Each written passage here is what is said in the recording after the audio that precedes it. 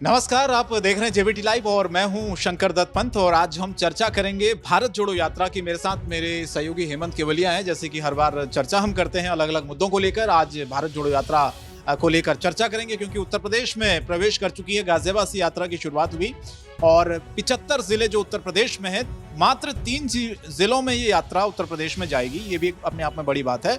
और वो जो 3 जिले हैं वो पश्चिमी यूपी के हैं, जाटलैंड का इलाका कहा जाता है। और ये वो इलाके हैं जहां पर कांग्रेस पार्टी इस बार ज्यादा फोकस कर रही है, क्योंकि इन जगहों पर कांग्रेस लंबे समय से यहां से नहीं जीत पाई है। यहां पर कांग्रेस का उतना जनाधार नहीं रहा है, इसीलिए उन जगहों पर ज्यादा फोकस कांग्रेस पार्टी कर रही है। कितना फायदा होगा कांग्रेस पार्टी को और कितनी संजीवनी मिलेगी, कितना आने वाले विधानसभा चुनाव, लोकसभा चुनाव में कांग्रेस उत्तर प्रदेश में मजबूत हो पाएगी, इस पर ज्यादा विश्लेषण करने के लिए हेमंत के पास चलते हैं। हेमंत, ये बताइए कि गाजियाबाद से यात्रा शुरू हुई, उत्तर प्रदेश में रहेगी ये 3 दिनों की यात्रा बताई जा रही है। पश्चिमी उत्तर प्रदेश में ये यात्रा जाएगी 3 जिले में, जहां पर बताया जा रहा है कि 75 जिलों में से मात्र 3 जिलों में यात्रा उत्तर प्रदेश में निकलेगी। जोश बहुत हाई है। प्रियंका गांधी की लगातार तस्वीरें सामने आ रही हैं मंच से। आज तो उन्होंने कहा कि मेरा भाई योद्धा है। तो ये एक तरह से मुझे ऐसा लगता है कि उत्तर प्रदेश में 3 जिलों में यात्रा हो रही है, लेकिन संदेश पूरे यूपी में जा रहा है इस यात्रा के जरिए। और जो आज हमने देखा, मैं खुद उस यात्रा में आज था, समर्थन जो लोगों का वहां पर देखा मैंने, वाकई में वो चीज एक हैरान करती है कि क्या इस ठंड में भी जो बुजुर्ग हैं, महिलाएं हैं, युवा हैं, सभी लोग इस यात्रा में शामिल हो रहे हैं। और सबसे बड़ी बात, परिवर्तन की बात कर रहे हैं। तो सबसे पहले क्या कहेंगे इस यात्रा को लेकर, और राहुल गांधी और प्रियंका गांधी की जो स्ट्रैटेजी उत्तर प्रदेश में है कि भाई ज़्यादा से ज़्यादा लोगों तक पहुंची जाए, क्या वो कामयाब हो पाएगी? जहां लगातार बीजेपी पिछले 5 साल पहले सत्ता में थी, फिर दोबारा से भारतीय जनता पार्टी की सरकार बनी। ऐसे जगहों पर जहां पर बीजेपी का दबदबा हो, वहां कांग्रेस पार्टी अपने पांव जमाने की कोशिश कर रही है। कितनी कामयाबी आपको लगता है कि मिलेगी? बिल्कुल एक चैलेंज के तौर पर कांग्रेस पार्टी इस सारी चीज़ों को ले रही है। जैसा कि आपने भी कहा कि जो 3 जिलों का हम जिक्र कर रहे हैं, जहां पर ये यात्रा दरअसल जा रही है, 11 विधानसभा इसमें कवर हो जाएंगी। उसकी शुरुआत उन्होंने कर दी और प्रियंका गांधी उनके साथ मौजूद। और उनका जो आज की जो बॉडी लैंग्वेज थी प्रियंका गांधी की, वो वाकई एग्रेसिव वो नजर आई। और एग्रेसिव कुछ इस तरीके से, इमोशनल भी थी, एग्रेसिव भी थी। आप खुद वहाँ पर यात्रा में पहुंचे हुए थे और लोगों की भीड़, खैर हम वो वीडियो लगातार अपने दर्शकों तक पहुंचा ही रहे हैं। लेकिन सबसे अहम बात यह है कि एग्रेशन कुछ इस तरीके का, और वो भी उत्तर प्रदेश के अंदर प्रियंका गांधी का नजर आया कि मेरा भाई जो है वो उसको कभी खरीदा नहीं जा सकता। इस तरीके का भी जिक्र उनकी तरफ से किया गया।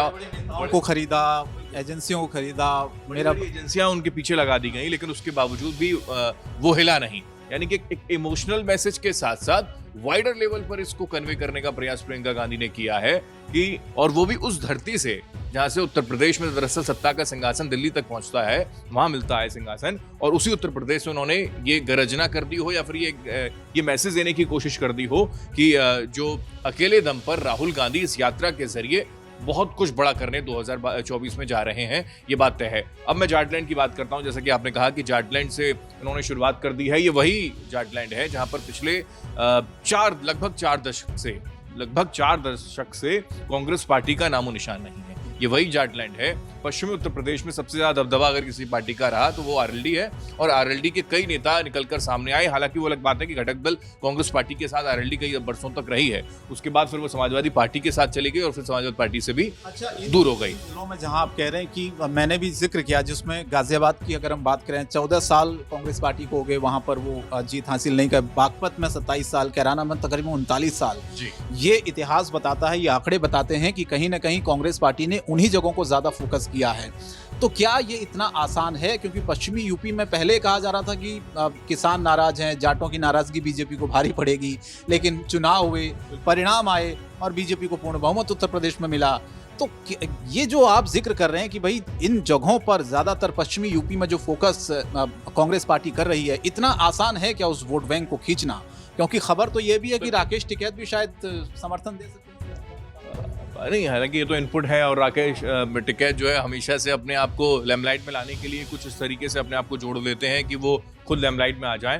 हालांकि किसान आंदोलन होने जा रहा है, जिसका जिक्र उन्होंने कर दिया। हम 26 जनवरी से एक बार फिर से कूच करेंगे दिल्ली में, इस तरीके का जिक्र राकेश टिकैत ने किया। लेकिन इस यात्रा में वो जुड़ेंगे नहीं जुड़ेंगे, केवल अभी बातें हैं, और बातें किस हद तक ये सही साबित होंगी पता नहीं। लेकिन आपने जैसे कहा कि कांग्रेस पार्टी जो है वो अपने आप को रिवाइव करने के लिए अलग अलग प्रदेशों में पहुंच रही भारत जोड़ो यात्रा के जरिए।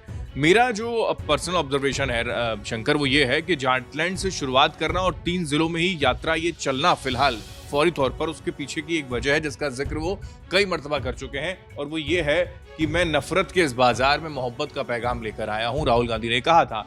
और वो नफरत की जो जिक्र मैं कर रहा हूँ, नफरत वो दरअसल कह रहा ना, अगर आप उसको देखें तो वहाँ पर किस तरीके का नफरत का जहर घोला गया और वहाँ किस तरीके की स्थितियाँ बनी, और उत्तर प्रदेश के अंदर सबसे ज्यादा पलायन बहुत हुआ, कह रहा ना हुआ, लोग वहाँ से छोड़ने को मजबूर हो गए।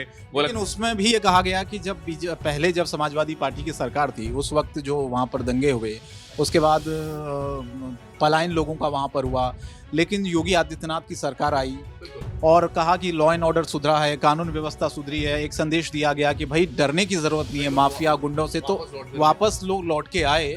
तो वही कैराना जो खाली हो गया था बीजेपी के राज में, मुझे लगता है कि धीरे धीरे घर वापसी, लेकिन वो सबसे बड़ा मुद्दा है उत्तर प्रदेश के अंदर, सबसे बड़ा मुद्दा है, और वहीं से अगर वो रहेगा मुझे लगता है आगे भी हमेशा के लिए, और उसी पर राजनीति होती रहेगी। जाहिर सी बात है, कुछ ऐसे मुद्दे होते हैं जो जीवित रहते हैं हमेशा के लिए, और यही वजह है कि शायद इस तरीके की स्थितियां वहां पर बन गई हैं और यहीं से शुरुआत उन्होंने कर दी। तो अपने आप अपना बेस एक तैयार करने के लिए मोहब्बत और नफरत का वो स्लोगन जो उन्होंने दिया, उसके जरिए वो अब आगे बढ़ने जा रहे हैं। 3 जिलों में ही सिर्फ ये यात्रा केवल एक, मुझे लगता है ये एक शुरुआत है।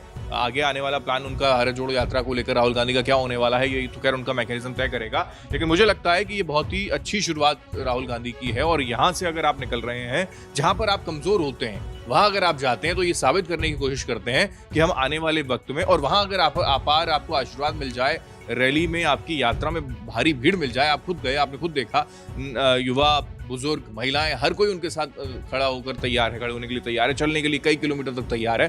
तो मुझे लगता है कि शायद किसान आंदोलन एक बड़ा इम्पैक्ट है, उसको भी बुनाने की वो कोशिश वहां से करने जा रहे हैं। जाटलैंड में ये ज्यादा फोकस कर रहे हैं, तो कहा यह जाता है कि जिसके साथ जाट उसके ठाठ, उस पार्टी के ठाठ। तो ये एक तरह से मुझे लगता है कि जाटों को और किसानों को साधने की कोशिश है, जो कि बीजेपी जिस पर फोकस इसका बहुत ज्यादा इम्पैक्ट आप देखिए, क्योंकि 26 तारीख का जिक्र खुद राकेश टिकैत कर चुके हैं, और कई किसान संगठन जो हैं, आरएसएस विंग के जुड़े हुए कई संगठन भी हैं, वो भी आंदोलन करने की चेतावनी दे चुके हैं। स्वामीनाथन आयोग की सिफारिशों को लेकर कई पहलुओं पर उन्होंने बात कर दी है। तो ये सरकार, मुझे लगता है कि यहाँ से समर्थन अगर मिल गया तो वो वोट में तब्दील होता हुआ नजर आएगा आने वाले वक्त में, मुझे लगता है। क्योंकि जाट का अगर मैं जिक्र करूँ तो फिर राजस्थान भी है, राजस्थान में चुनाव भी है, मध्य प्रदेश में भी चुनाव है, तो यहाँ पर भी कुछ इसका बेनिफिट मिल जाएगा।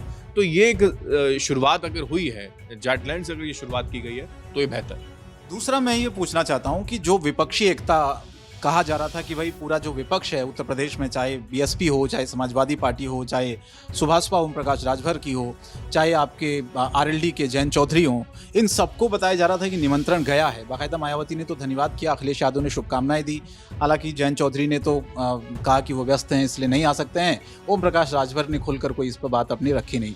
तो क्या जो उम्मीद जताई जा रही थी कि अगर इन दलों का साथ मिलता, अखिलेश यादव, मायावती, बाकी जो छोटे बड़े दल हैं उत्तर प्रदेश में राहुल गांधी की इस यात्रा को, तो विपक्षी एकता की भी परीक्षा हो जाती इस समय, लेकिन उन्होंने किनारा कर लिया। जाहिर सी बात है, क्योंकि महत्वाकांक्षाएं बहुत ज्यादा हावी रहती हैं और इन महत्वाकांक्षाओं से लड़ा नहीं जा सकता। और समाजवादी पार्टी के अध्यक्ष के तौर पर अगर अखिलेश यादव हैं, तो वो चाहते हैं कि मैं ही सुपीरियर बना रहूं, और जाहिर सी बात है कि वो सांसद भी रहे और उत्तर प्रदेश के रहे, तो वो कहीं से भी किसी भी तरीके से नहीं चाहेंगे। उत्तर प्रदेश के 2017 के चुनाव में भी उन्होंने हाथ से हाथ मिलाया था, तब वो चले थे इलेक्शन में, और आज ऐसी स्थिति ना बन जाए कि अखिलेश यादव राहुल गांधी के पीछे खड़े हो जाएं, ये संभव नहीं है।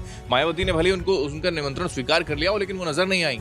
उसके अलावा और भी कई छोटे मोटे दल हैं जो नजर नहीं आए। आरएलडी का आपने, जयंत चौधरी का आपने जिक्र किया, अगर वो वहां जाकर उनके साथ खड़े हो जाएंगे तो वो अपने वर्चस्व को खो देंगे। मुझे लगता है ये एक स्थिति है और ये राजनीति में होना भी चाहिए। लेकिन इसका बाहर से समर्थन मिल रहा है या फिर माहौल एक मीडिया के जरिए बनाना, वो अलग बात है। लेकिन भारत जोड़ो यात्रा के अंतर्गत आप लोग आ जाएं, पार्टियां, अगर राजनीतिक पार्टियां आ जाएं, तो आप सरेंडर की भूमिका में आ जाते हैं, या मान के चलिए। मेरा ये जो ऑब्जर्वेशन है वो ये है। वो अलग बात है क्योंकि इसको लेकर कोई सहमति नहीं बनी।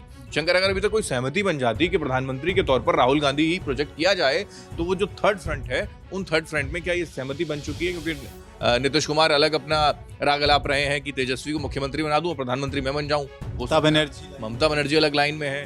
चंद्रबाबू नायडू ने तो कह दिया कि राहुल गांधी बनने चाहिए, लेकिन वहां पर वो सकपका गए थे। नीतीश कुमार कह रहे थे ऐसा कैसे मैं इस पर जवाब दे दूं। तो ये एक जो अभी तक असमंजस की स्थिति बनी है, जो कंफ्यूजन की स्थिति बनी हुई है, तो मुझे लगता है कि ये बड़ा मुश्किल है। 2024 में जो आज मैं गया यात्रा में, मैंने देखा लोग बार बार इसी बात को कह रहे थे कि नफरत बहुत फैली है, हिंदू मुस्लिम बहुत हुआ है देश में, महंगाई बहुत बढ़ी है, बेरोजगारी बहुत बढ़ी है, अब हम उनसे छुटकारा चाहते हैं। तो क्या आपको लगता है कि इतना आसान है टक्कर देना भारतीय जनता पार्टी को, जहां पर कांग्रेस पार्टी सिमटती भी नजर आ रही है? हालांकि अभी जो परिणाम आए उसमें कुछ हद तक ये कहा जा सकता है कि एक हिमाचल उन्होंने कवर जरूर किया है, लेकिन वहां पर भी स्थितियां कब क्या हो जाए कुछ पता नहीं राजनीति में। कल आप बता रहे थे कि विधायक कुछ वहाँ गायब हैं। बिल्कुल सुक्खू साहब दिल्ली आए, इस डैमेज को कंट्रोल करने के लिए वहां पर भी यात्रा होनी है। इसको लेकर निमंत्रण लेकर सुखविंदर सिंह सुक्खू पहुंचे थे कल, और राहुल गांधी ने उनके निमंत्रण को स्वीकार कर लिया कि हाँ 19 जनवरी से हिमाचल प्रदेश में भारत जोड़ो यात्रा जो है वो शुरू करवाई जाए। यानी कि अब भारत जोड़ो यात्रा की जरूरत हिमाचल प्रदेश में पड़ गई कि जाहिर सी बात है कि भारत जोड़ो छोड़िए, आप पार्टी को भी जोड़ लें। वहां पर कई जो विधायक हैं वो नाराज हैं, खफा हैं, शायद उनको लाइन पर आप ले आइए। तो शायद इस यात्रा के जरिए वो उनको चार्ज करने की दिशा में शायद वो कहना चाहते हो। हालांकि वो इंटरनल मैटर पार्टी का है, लेकिन मुझे लगता है ये बात आप बिल्कुल ठीक कह रहे हैं कि कई मुद्दे हैं जिस पर काम किया जा सकता है, और इस यात्रा के जरिए उन मुद्दों पर प्रकाश राहुल गांधी ने हर यात्रा के दिन मंच के माध्यम से कहा है। महंगाई का जिक्र किया, रोजगार का जिक्र किया, बेरोजगारी पर सवाल उठाए मोदी सरकार पर, उन्होंने महंगाई को लेकर सवाल उठाए, उन्होंने जवानों को के शहीद होने को लेकर सवाल उठाए। कह रहे हैं कि मैं एक शहीद परिवार, बिल्कुल इंडिया चाइना का जो विवाद चल रहा है उसको लेकर कई बार सवाल उठा दिए। वो अलग बात है कि कई मामलों को लेकर वो खुद ट्रोल हो जाते हैं। सर्दी का जो जिक्र करके वो खुद ट्रोल हो गए, वो अलग बात है। लेकिन यहाँ पर स्थितियां ऐसी मुझे लगती हैं कि ऐसे बुनियादी मुद्दे जो कहीं गौण हो गए थे, कहीं छुप गए थे, दब गए थे, अब वो निकलकर सामने आ रहे हैं इस यात्रा के जरिए, और इसका फायदा मिलेगा, ऐसी बात नहीं।